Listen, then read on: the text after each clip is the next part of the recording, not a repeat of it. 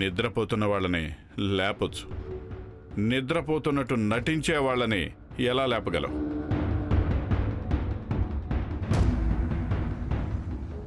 మనవాళ్లే మనల్ని మోసం చేస్తున్నారంటే నమ్మలేకపోతున్నాను.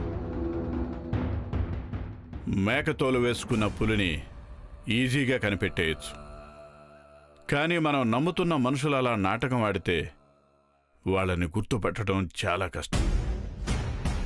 మనవాళ్లే మనకి వ్యతిరేకంగా చాలా స్ట్రాంగ్గా నిలబడుతున్నారు నందీశ. అది ఎవరు అనేది తెలుసుకోవాలి. అలా ముసుగు వేసుకునే వాళ్ళలో వచ్చే సమస్య ఏంటో తెలుసా? ఇవాళ కాకపోతే రేపైనా వాళ్ళ ముసుగును తీసి పారేయాల్సిందే, వెలుగులోకి ఖచ్చితంగా వచ్చి తీరాల్సిందే.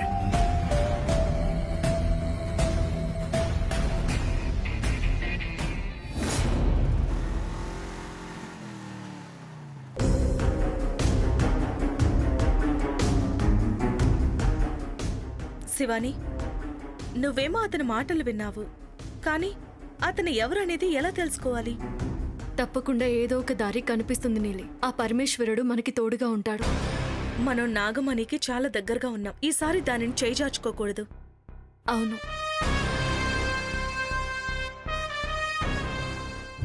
ఓ హాయ్, ఎలా ఉన్నావు? నేను సూపర్గా ఉన్నాను. మీరిద్దరూ ఏంటి ఇక్కడ? ఏంటి విషయం?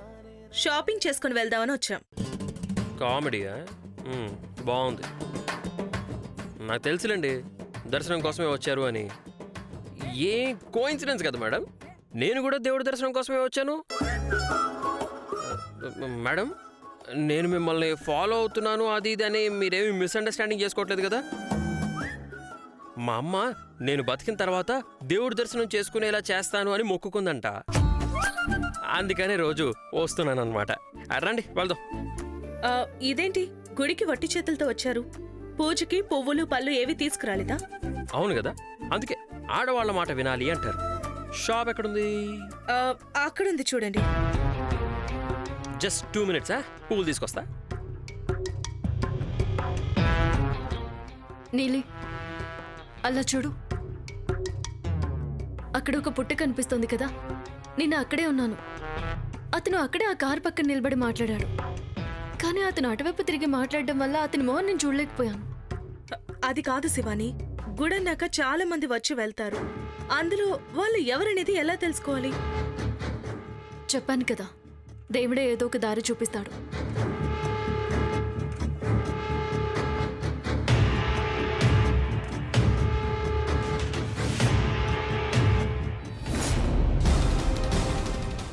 నీలి, అలా చూడు.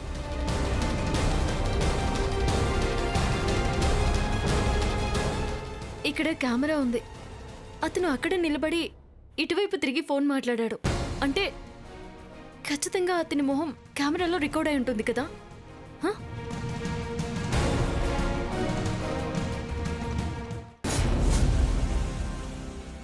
చూడు సామ్రాట్, ఆ నాగమణి అలాగే నాగమణి శక్తి మనకు దక్కాలి అని నిర్ణయించుకుంటే మనకి హెల్ప్ చేయగలిగిన ఏకైక వ్యక్తి మన గురూజీ త్రయంబకులు. ఆయనే మనకి శక్తి. ఆయన మాత్రమే మనకి సహాయం చేసే అవకాశం ఉంటుంది. ఏదో ఒకటి చేసి ఆయన్ని మన వైపుకు తిప్పుకోవాలి. అదంత సులభం కాదు. దిగ్విజయ్ ఎన్నో ఏళ్ల నుంచి ఆయనతో చాలా టచ్లో ఉన్నాడు. త్రయంబకం మనల్ని ఎలా నమ్ముతాడు? ఈ పని అంత సులభం కాదు సామ్రాట్, కానీ మనం ఆ పనిని సులభంగా మార్చుకోవాలి. త్రయంబకం గురూజీ ఒక్కసారి మన వైపుకు వచ్చేసారంటే ఇక నాగమణి మనకు దక్కినట్టే. ఆ నాగమణి ఇంకా ఇక్కడే ఉందంటే నాకు నమ్మకం కలగట్లేదు. ఇంతవరకు ఆ దిగ్విజయ్ దాన్ని అమ్మలేదన్న గ్యారంటీ ఏంటి? No chance. వాడు దానిని అమ్మే అవకాశమే లేదు. తన మాటలను బట్టి నీకు తెలియట్లేదా? వాడు దానిని ఎక్కడో దాచిపెట్టాడు.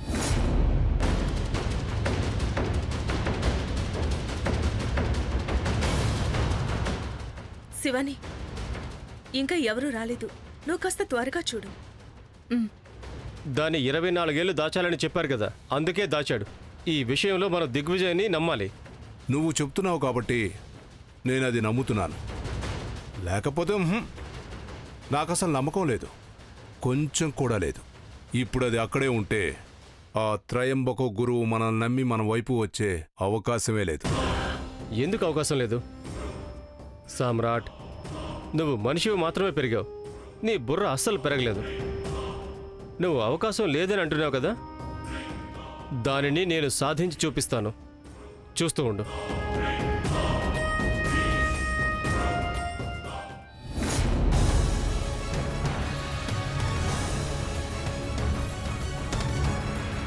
శివాని, త్వరగా చూడు, ఎవరైనా వస్తే దొరికిపోతాం. చూస్తున్నానుండి నీలి.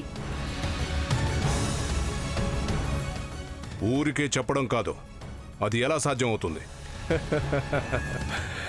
చూడు సామ్రాట్, అన్నిటినీ నీకు చెప్పి చేయడం వల్ల నాకేం లాభం ఉంటుంది? ఆ?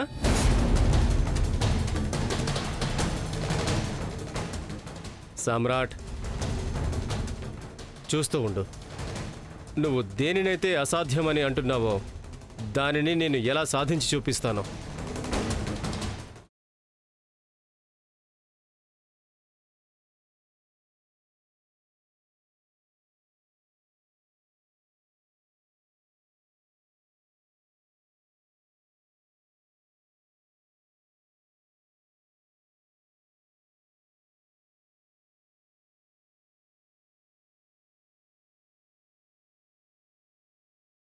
ఇతనే, అవును ఇతనే. దొరికాడు నీలి, అతను దొరికాడు. ఈ కారులోనే వచ్చాడు.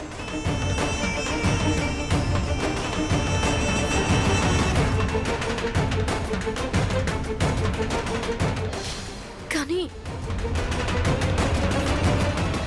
ఇతన్ని నేను ఎక్కడో చూశాను నీలి. ఇదేమీ అంత పెద్ద ఊరు కాదు శివాని. ఇక్కడే ఎక్కడో ఉండుంటాడు. ఎక్కడ చూసావో ఆలోచించు. ఆలోచిస్తున్నాను.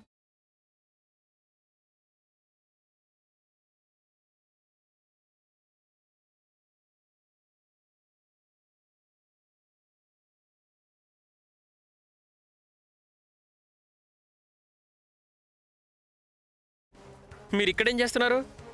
పూజకి రావట్లేదా మీరు? అది మేము అర్చన టికెట్ కోసం వెళ్తున్నాం. అలాగా, నాది అర్చన పూజ అంతా అయిపోయింది. సరే రండి, మీకు కూడా అర్చన టికెట్ తీస్తా. అయ్యో పర్వాలేదు, మీరు వెళ్ళండి. మేము ఇంకొకరి కోసం వెయిట్ చేస్తున్నాం. వాళ్ళు వచ్చాక పూజ చేయించుకొని వెళ్తాం. ఓ అలాగా, అదే కదరా తను చెప్తుంది. మళ్ళీ ఇక్కడే నిలబడి అలాగా అని అడుగుతావేంటి? బుద్ధి లేదు. కొంచెమైనా మర్యాదని కాపాడుకోరా, లేకపోతే నువ్వు అలసైపోతావు. సరే సరే, నేను బయలుదేరుతాను. జాగ్రత్త.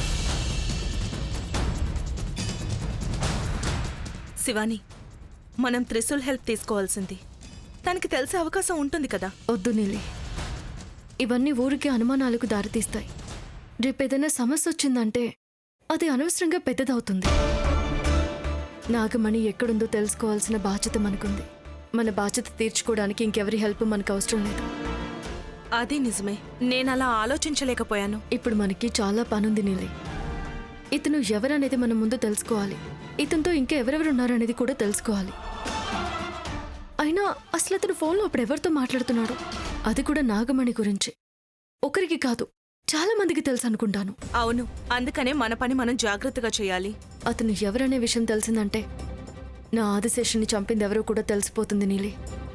కానీ ఇతను ఎవరు అనేది ఎలా తెలుసుకోవాలి? ఆ రోజు ఇతను పూల షాప్లో ఒక ఆవిడతో మాట్లాడాడు. ఆవిడని అడిగితే ఇతను ఎవరనేది మనకి తెలిసే అవకాశం ఉంటుంది. పద అడిగి చూద్దాం.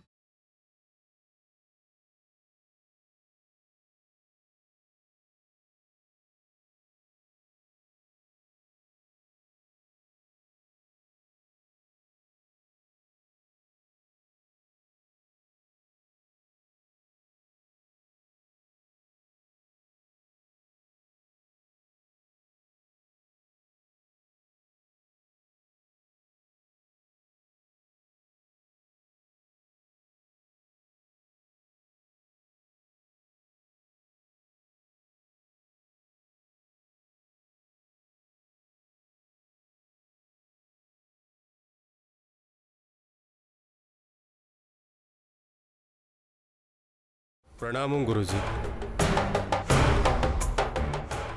విజయీ భవ. ఒక్కడివే వచ్చావు? ఏంటి, ఏమైంది? ఎందుకో మనశ్శాంతిగా లేదు గురూజీ. మిమ్మల్ని కలవాలని అనిపించింది, వచ్చేసాను. మీ ధ్యానానికి నేను భంగం కలిగించుంటే దయచేసి నన్ను క్షమించండి. లేదు, చెప్పు, ఏమైంది? ఏమీ లేదు గురూజీ. ఈ మధ్య నేను ఏం మాట్లాడినా అది తప్పవుతూనే ఉంది. నేను మౌనంగా ఉందామనుకుంటున్నా. నువ్వు ఇక్కడికి వచ్చింది నీ మనసులో ఉన్న విషయం గురించి చెప్పడానికి. చెప్పు, ఏం జరిగింది? అది గురూజీ, ఈ మధ్య దిగ్విజయ్ ప్రవర్తన నాకు సరిగ్గా అనిపించట్లేదు. ఆ మనిషి ప్రవర్తనను చూస్తూ ఉంటే నాకు నచ్చడం లేదు గురూజీ. ఇప్పుడు ఉన్నట్టుండి ఏం జరిగింది?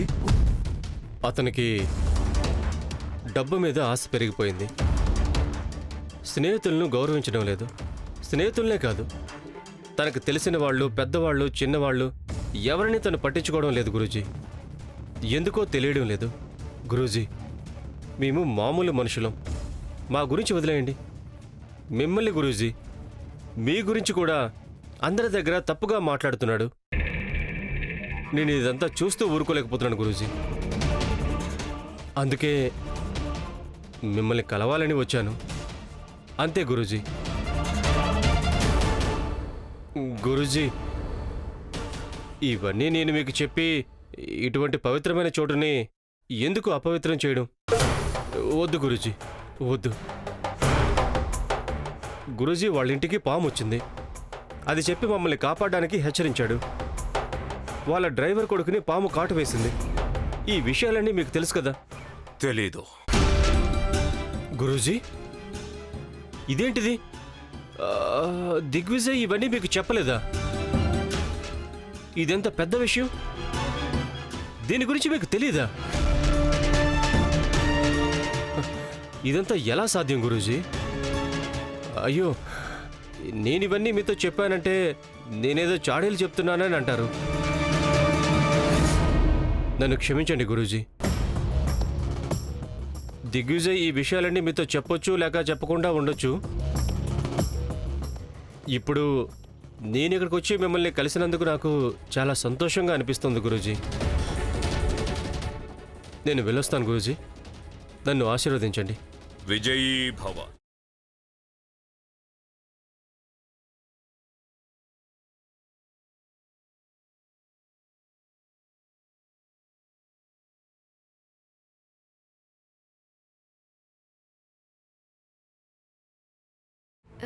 నమస్కారం అమ్మా.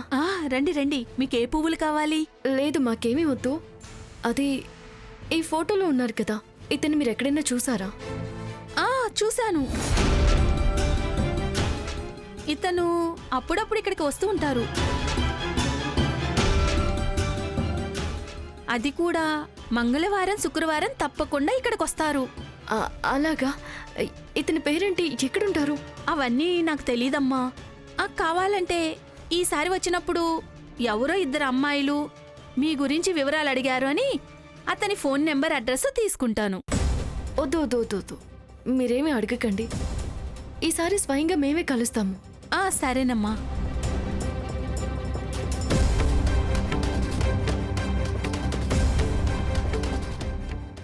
ముందు ఇతను ఎవరనేది కనిపెట్టి ఆ తర్వాత ఇతని వెనక ఇంకా ఎంతమంది ఉన్నారో తెలుసుకోవాలి. నాగమణిని చేజెక్కించుకోవాలి.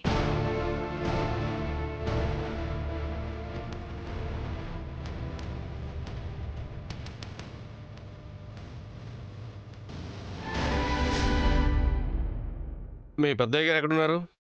నేను ఇక్కడున్నాను, పైకి రా.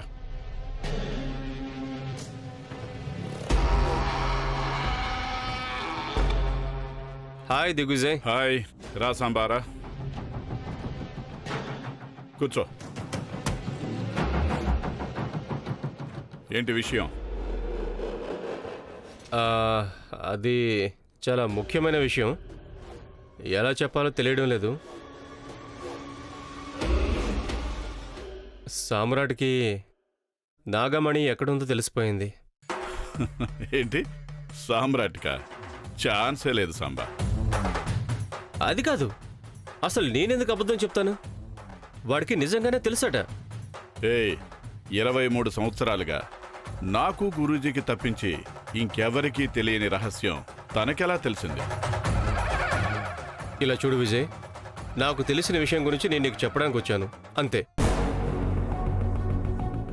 ఒకవేళ తను నిన్ను ఫాలో చేసి దాని గురించి తెలుసుకున్నాడా లేక ఇంకేదైనా విధంగా దాని గురించి తెలుసుకున్నాడా అనేది నాకు తెలియదు. నాకు తెలిసిన దాని గురించి నేను నీకు చెప్పానంతే. తను ఏమని చెప్పాడు? చాలా దట్టమైన అడవి, ఎంతో ప్రమాదకరమైన చోటు అని చెప్పాడు. బాగా తాగున్నాడు, ఏదేదో మాట్లాడుతూ మధ్యలో ఈ విషయం గురించి నాతో చెప్పాడు. దానిని విని నేను వచ్చేసానంతే. హ్మ్. అంతేనా లేక ఇంకేమైనా చెప్పాడా?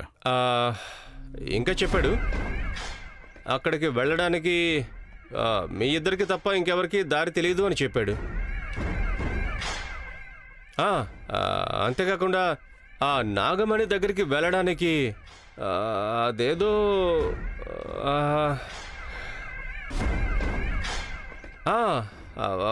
మీ ఇద్దరి దగ్గర ఏదో వస్తువు ఉందంట కదా, అది ఉంటేనే లోపలికి వెళ్ళగలరు అని కూడా అన్నాడు. వాడికి ఏమీ తెలిసే అవకాశమే లేదు సాంబా. ఊరికే గెస్ట్ చేస్తున్నాడంతే. నాగమణి ఉందా లేదా అనే డౌట్ వాడికి ఉండేది కదా, ఇప్పుడు సైలెంట్గా ఉండుంటాడు. వదిలేయి. ఇంతే కదా విషయం.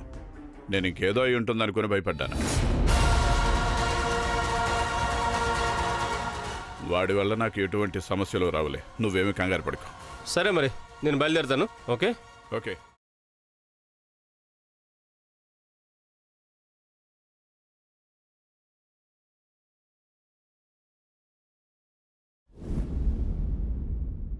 శివాని నా లైఫ్లోకి మాటి మాటికి వస్తూనే ఉంది.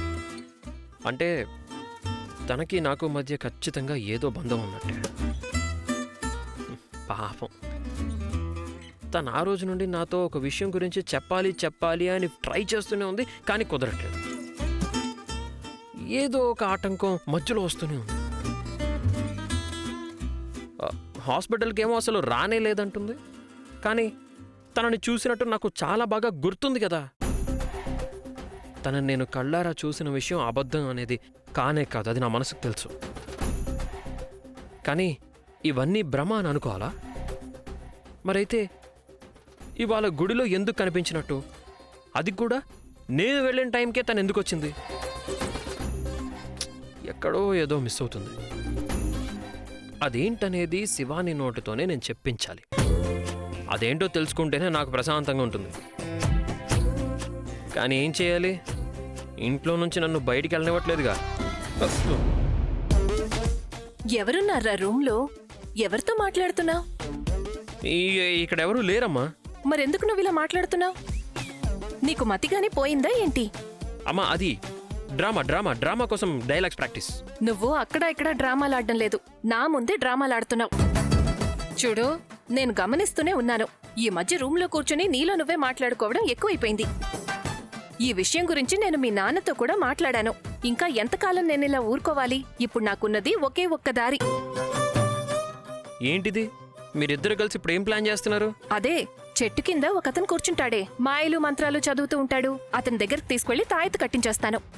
అమ్మా అమ్మా అమ్మా అమ్మా అమ్మా నీ పసివాణమ్మా, నువ్వే లేక పసివాడానమ్మా. అయ్యయ్యో, చాలు. నువ్వు మీ నాన్న ఆడే నాటకాలు చూసి అలసిపోయాను. ఇప్పుడు నువ్వు ఎంత చెప్పినా సరే నిన్ను అతని దగ్గరికి తీసుకువెళ్ళడం ఖాయం. అమ్మా అమ్మా అమ్మా అమ్మా అమ్మా, అయ్యయ్యో, చాలా జాగ్రత్తగా ఉండాలి, లేకపోతే నన్ను పిచ్చాసుపత్రిలో జాయిన్ చేస్తారు.